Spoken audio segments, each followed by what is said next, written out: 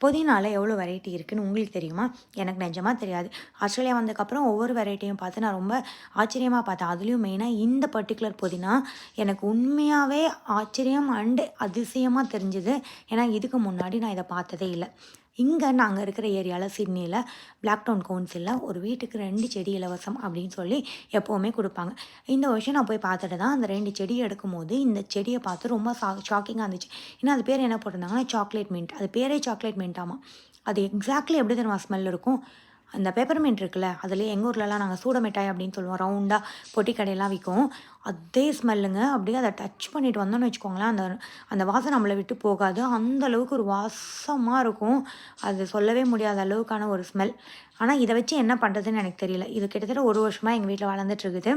ஆனா, இப்ப தான் ரீசென்ட்டா வந்துட்டு ஒரு அ பர்ட்டிகுலர் ரெசிபி கண்டுபிடிச்சு ஒரு 4, 5 டைம் வந்து செஞ்சுட்டேன். நீங்க இத வச்சு பண்ணியிருக்கீங்களான்னு சொல்லி கமெண்ட் பண்ணுங்க.